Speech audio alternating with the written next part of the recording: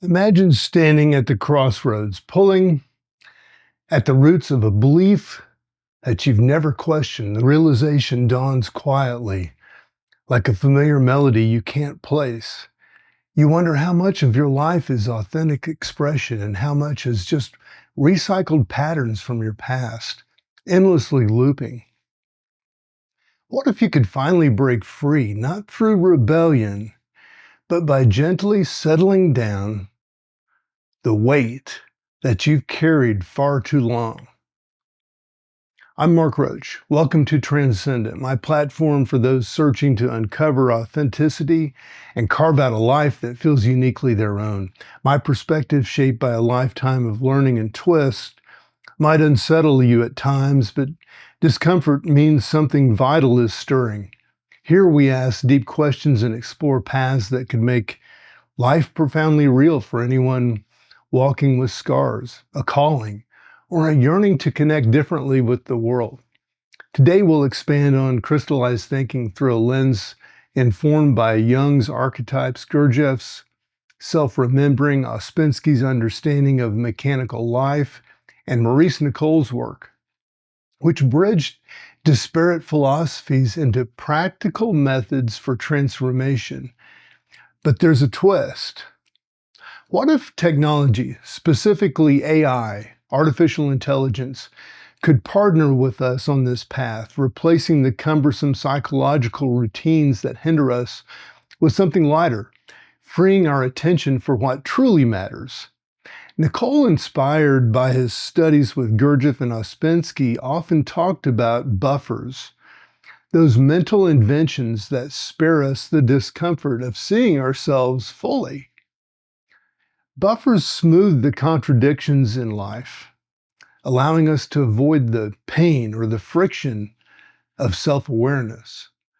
But here's the rub. Those same buffers can keep us trapped, stuck in paths, and blind us to reality and box us into cycles of thought and behavior that we may just be too numb at times to notice. Take a moment to consider your day-to-day life. Run through your routines. Notice the judgments you pass almost unconsciously. Step back and ask, how much of this is me and how much is on an autopilot program that I haven't even questioned?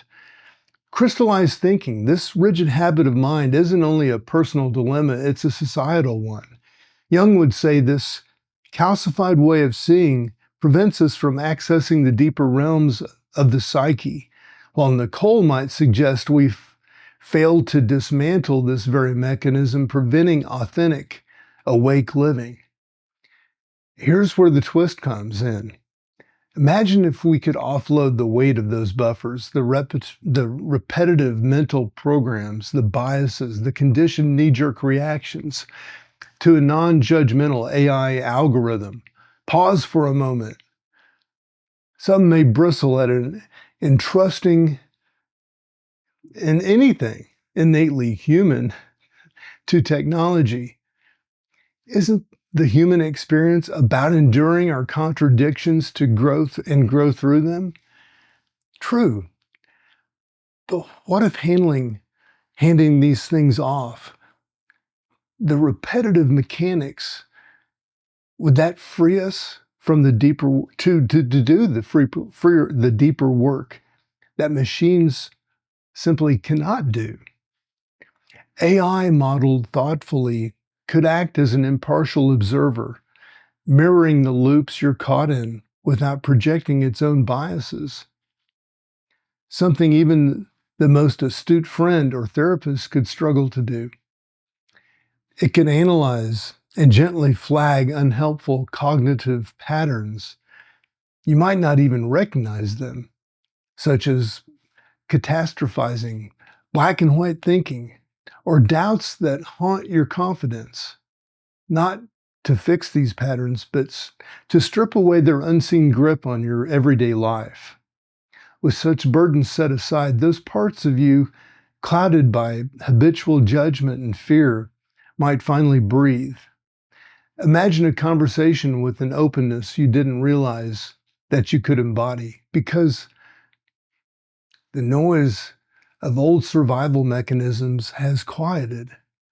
That's the goal, to feel unencumbered, awake, present.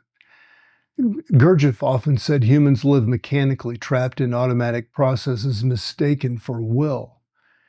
He emphasized the importance of self-remembering and becoming fully aware of oneself in a given moment as a first step toward freedom, freedom from these mechanics.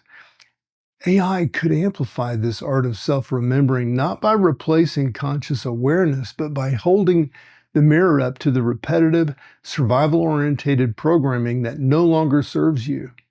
Tasks like identifying biases or questioning knee-jerk judgments could gently shift from burdens you must constantly fight to something that the AI helps you recognize, allowing your attention to explore higher questions and creative possibilities. There's also a liberating allegiance to the way AI could neutralize the illusion of safety that these habits provide.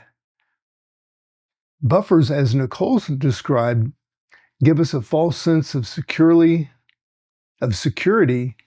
precisely because of the narrow possibilities to predictable snares. This feels comfortable because it avoids uncertainty. But life's richness lies beyond constricted paths, in ambiguity, nuance, and unpredictability. By externalizing these processes to an AI helper, you might just engage with life directly again, trading the hollow comfort of buffers for the untamed vitality of real experience. It's not without challenges of course. I mean, interfacing with AI on such a profound level isn't about ceding control. It's more about becoming acutely aware of how we engage or the patterns that we're stuck in and how we're not engaging, perhaps.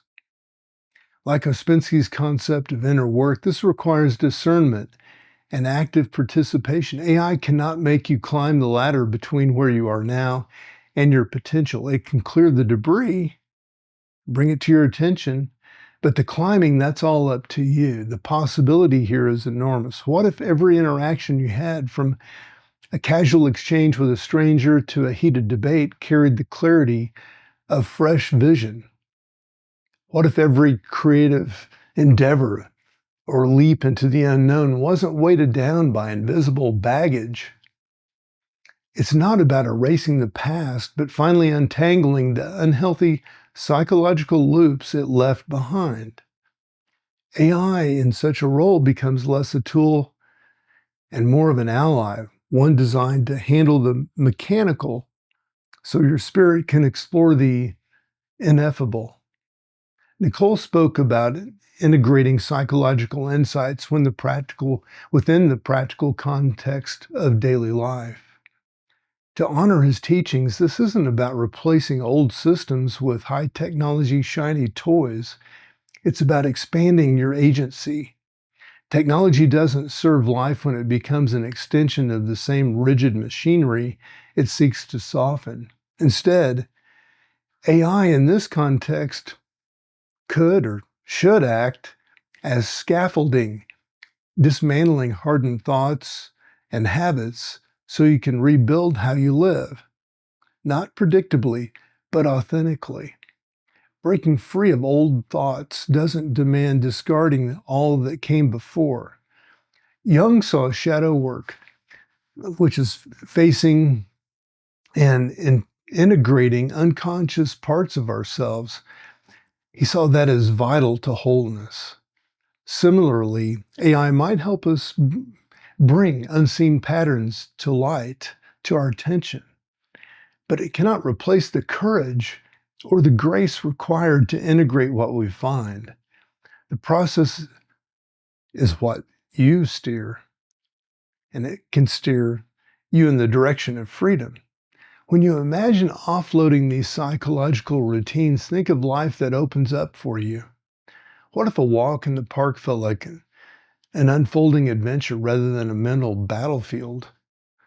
What if you could meet challenges without filtering them through outdated fears or prejudices?